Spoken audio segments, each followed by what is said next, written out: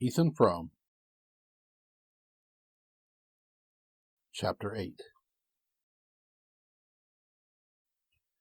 When Ethan was called back to the farm by his father's illness, his mother gave him, for his own use, a small room behind the untenanted best parlor. Here he had nailed up shelves for his books, built himself a box sofa out of boards and a mattress, laid out his papers on a kitchen table, hung on the rough plaster wall an engraving of Abraham Lincoln and a calendar with Thoughts from the Poets, and tried, with these meager properties, to produce some likeness to the study of a minister who had been kind to him and lent him books when he was at Worcester. He still took refuge there in summer, but when Mattie came to live at the farm he had to give her his stove, and consequently the room was uninhabitable for several months of the year.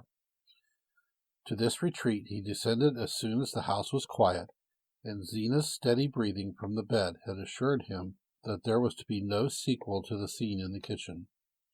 After Zena's departure, he and Mattie had stood speechless, neither seeking to approach the other. Then the girl had returned to her task of clearing up the kitchen for the night, and he had taken his lantern and gone on his usual round outside the house. The kitchen was empty when he came back to it, but his tobacco pouch and pipe had been laid on the table, and under them was a scrap of paper torn from the back of a seedsman catalogue on which 3 words were written: "Don't trouble, Ethan." Going into his cold, dark study, he placed the lantern on the table and, stooping to its light, read the message again and again. It was the first time that Mattie had ever written to him, and the possession of the paper gave him a strange new sense of her nearness. Yet it deepened his anguish by reminding him that henceforth they would have no other way of communicating with each other.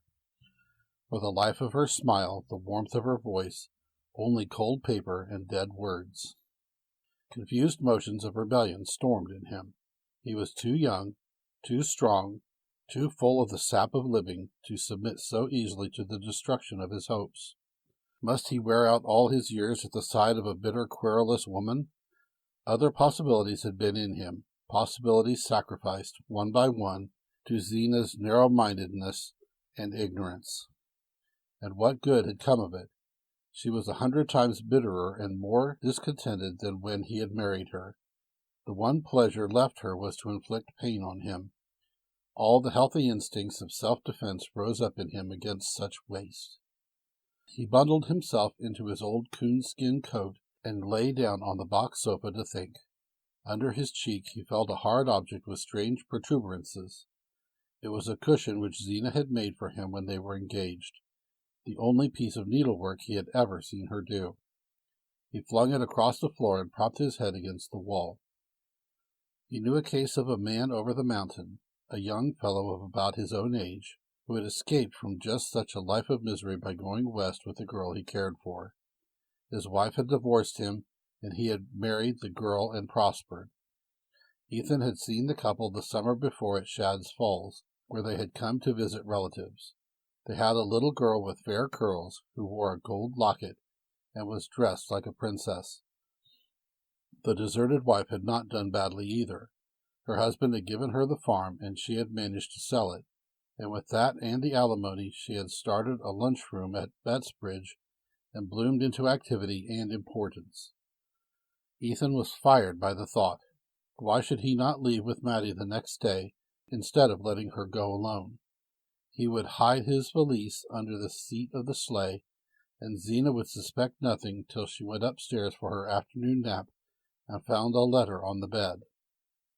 His impulses were still near the surface, and he sprang up, relit the lantern, and sat down at the table. He rummaged in the drawer for a sheet of paper, found one, and began to write. "Zena, I've done all I could for you, and I don't see as it's been any use. I don't blame you, nor I don't blame myself. Maybe both of us will do better separate. I'm going to try my luck west, and you can sell the farm and mill and keep the money." His pen paused on the word, which brought home to him the relentless conditions of his lot. If he gave the farm and mill to Zena, what would be left him to start his own life with? Once in the West, he was sure of picking up work. He would not have feared to try his chance alone. But with Mattie depending on him, the case was different. And what of Zena's fate? Farm and mill were mortgaged to the limit of their value, and even if she found a purchaser, in itself an unlikely chance, it was doubtful if she could clear $1,000 on the sale. Meanwhile, how could she keep the farm going? It was only by incessant labor and personal supervision that Ethan drew a meager living from his land, and his wife, even if she were in better health than she imagined, could never carry such a burden alone. Well, she could go back to her people then, and see what they would do for her. It was the fate she was forcing on Mattie. Why not let her try it herself? By the time she had discovered his whereabouts and brought suit for divorce, he would probably, wherever he was, be earning enough to pay her a sufficient alimony, and the alternative was to let Mattie go forth alone, with far less hope of ultimate provision. He had scattered the contents of the table drawer in his search for a sheet of paper, and as he took up his pen, his eye fell on an old copy of the Bettsbridge Eagle. The advertising sheet was folded uppermost, and he read the seductive words, "Trips to the West, reduced rates." He drew the lantern nearer and eagerly scanned the fares. Then the paper fell from his hand, and he pushed aside his unfinished letter. A moment ago he had wondered what he and Mattie were to live on when they reached the West. Now he saw that he had not even the money to take her there. Borrowing was out of the question. 6 months before he had given his only security to raise funds for necessary repairs to the mill, and he knew that without security no one at Starkfield would lend him $10. The inexorable facts closed in on him like prison wardens handcuffing a convict. There was no way out. None. He was a prisoner for life, and now his one ray of light was to be extinguished. He crept back heavily to the sofa, stretching himself out with limbs so leaden that he felt as if they would never move again. Tears rose in his throat and slowly burned their way to his lids. As he lay there, the window pane that faced him, growing gradually lighter, inlaid upon the darkness a square of moon-suffused sky. A crooked tree branch crossed it, a branch of the apple tree under which, on summer evenings, he had sometimes found Mattie sitting when he came up from the mill. Slowly the rim of the rainy vapors caught fire and burnt away, and a pure moon swung into the blue. Ethan, rising on his elbow, watched the landscape whiten and shape itself under the sculpture of the moon. This was the night on which he was to have taken Mattie coasting, and there hung the lamp to light them. He looked out at the slopes bathed in luster, the silver-edged darkness of the woods, the spectral purple of the hills against the sky, and it seemed as though all the beauty of the night had been poured out to mock his wretchedness. He fell asleep, and when he woke the chill of the winter dawn was in the room. He felt cold and stiff and hungry, and ashamed of being hungry. He rubbed his eyes and went to the window. A red sun stood over the gray rim of the fields, behind trees that looked black and brittle.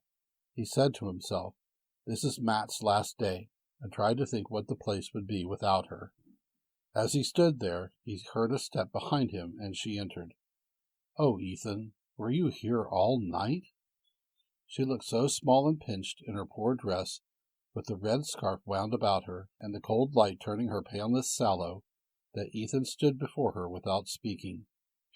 "You must be frozen," she went on, fixing lustreless eyes on him. He drew a step nearer. "How did you know I was here?" "Because I heard you go downstairs again after I went to bed, and I listened all night, and you didn't come up." All his tenderness rushed to his lips. He looked at her and said, "I'll come right along and make up the kitchen fire." They went back to the kitchen, and he fetched the coal and kindlings and cleared out the stove for her, while she brought in the milk and the cold remains of the meat pie. When warmth began to radiate from the stove, and the first ray of sunlight lay on the kitchen floor, Ethan's dark thoughts melted in the mellower air.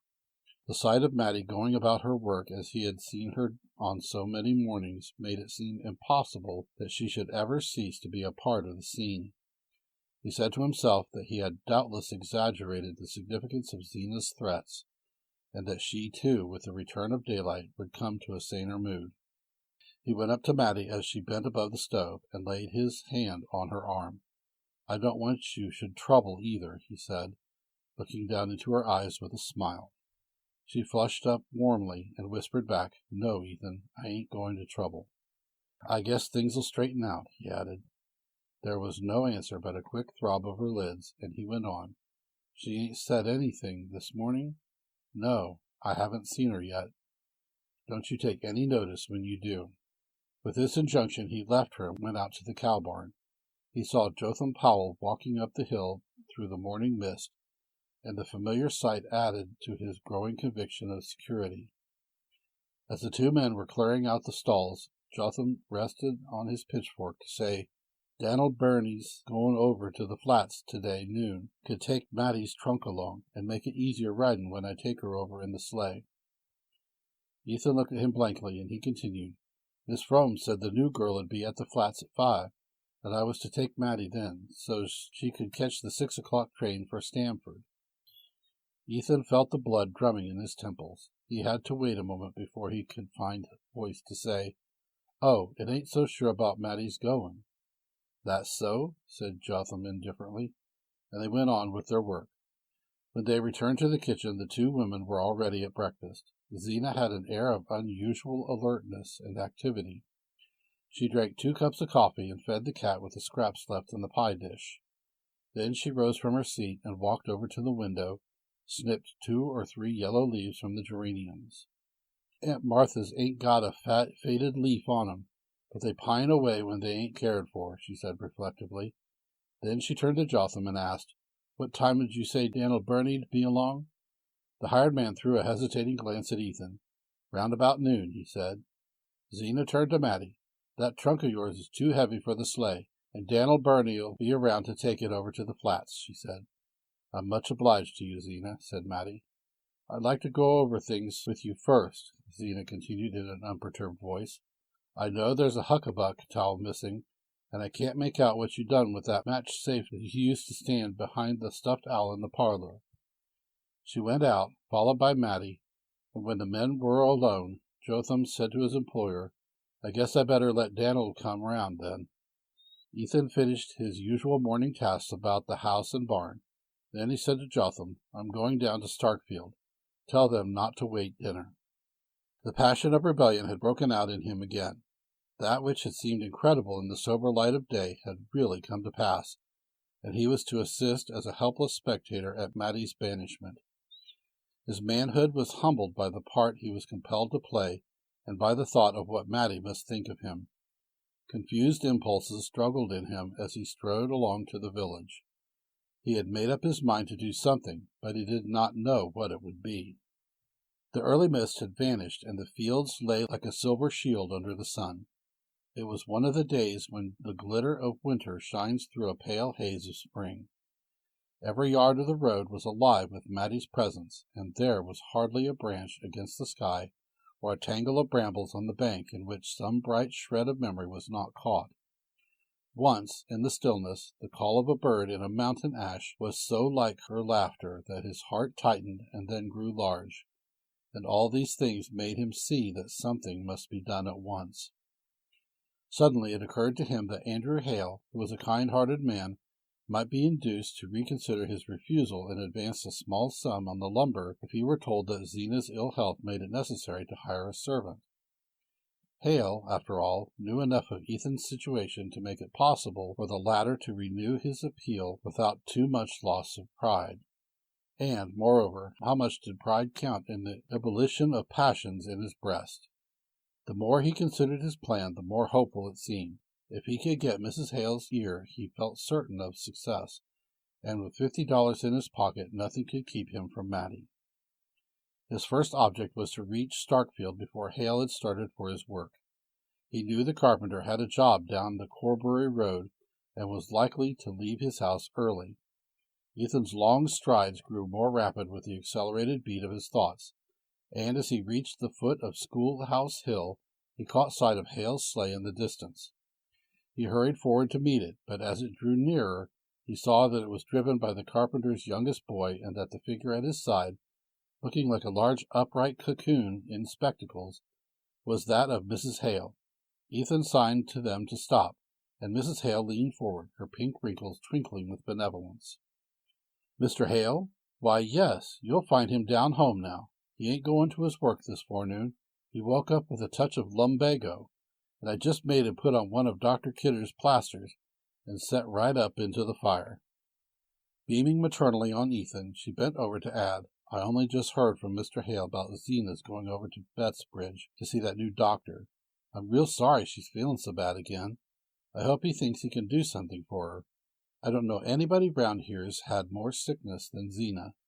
I always tell Mr. Hale I don't know what she'd have done if she hadn't had you to look after her, and I used to say the same thing about your mother.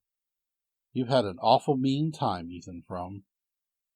She gave him a last nod of sympathy while her son chirped to the horse, and Ethan, as she drove off, stood in the middle of the road and stared after the retreating sleigh.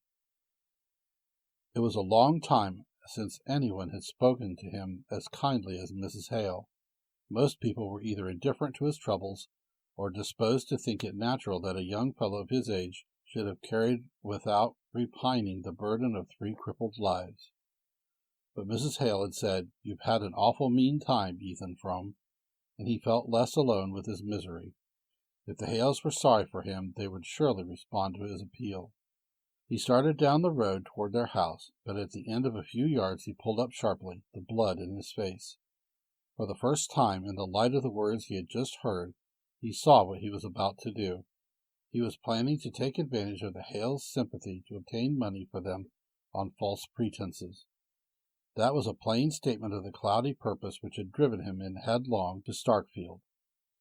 With the sudden perception of the point to which his madness had carried him, the madness fell, and he saw his life before him as it was. He was a poor man, the husband of a sickly woman, whom his desertion would leave alone and destitute. And even if he had had the heart to desert her, he could have done so only by deceiving 2 kindly people who had pitied him. He turned and walked slowly back to the farm.